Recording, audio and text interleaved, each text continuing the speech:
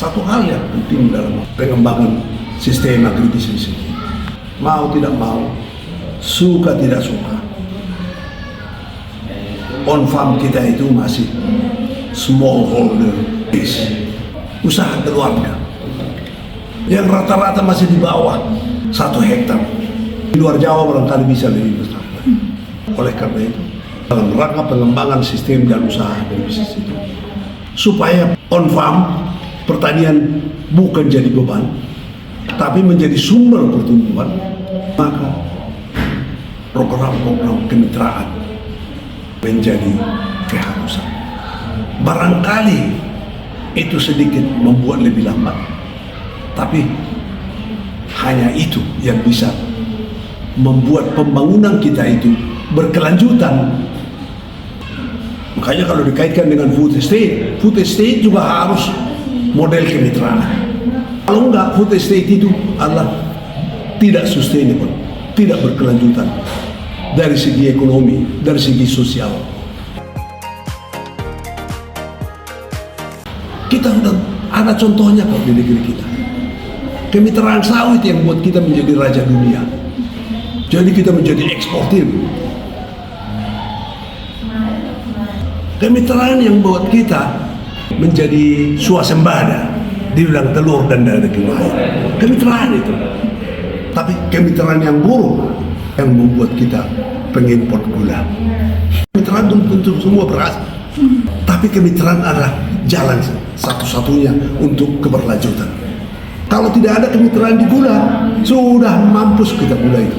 Sejak lama. Cuman sekarang itu harus diperbaiki kemitraan di gula itu. Belajarlah dari sawit, belajarlah dari ayam, dari unggas. Walaupun unggas ini sekarang perlu diingatkan kembali mengenai kemitraan itu. Saya anggap kesulitan kita di unggas ini adalah lupa pentingnya kemitraan yang kita kembangkan sewaktu krisis 98. Hilang semangat kemitraan itu. Pemerintah, dunia usaha, dan organisasi petani harus mengembangkan sistem kemitraan yang win-win, yang saling menguntungkan dan berjangka panjang, yang berkelanjutan.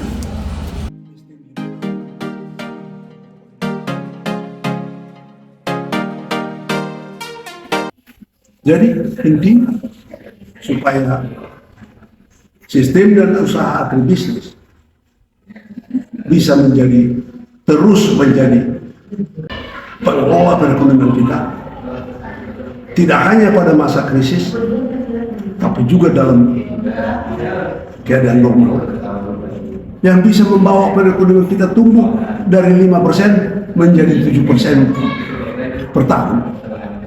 Maka harus dikembangkan sistem dan usaha agribisnis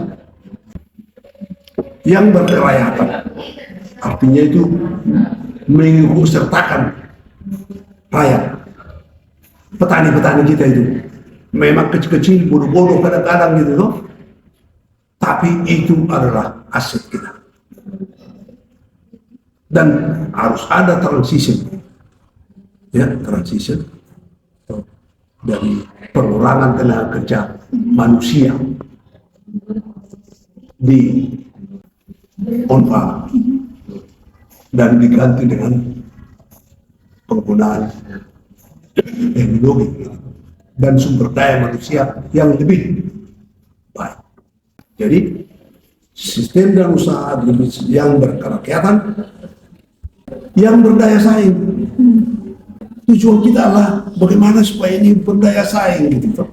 Berdaya saing dia untuk ekspor, berdaya saing dia untuk substitution, berdaya saing dia dengan importer. Importer masih bisa masuk tetap. Tapi berdaya saing itu kan nanti makin sedikit dia kan. Wah, ini harus dibedakan. Komoditinya beda, kebijakannya juga berbeda. Kemudian yang ketiga, dia harus berkelanjutan.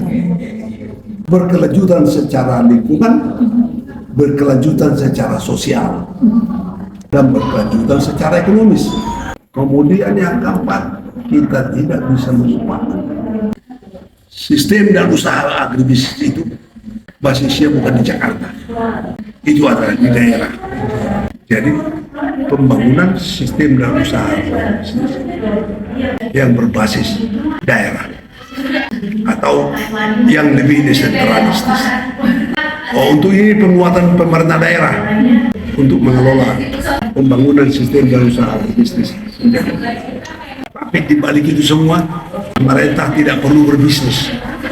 Pemerintah adalah membantu bisnisnya rakyat.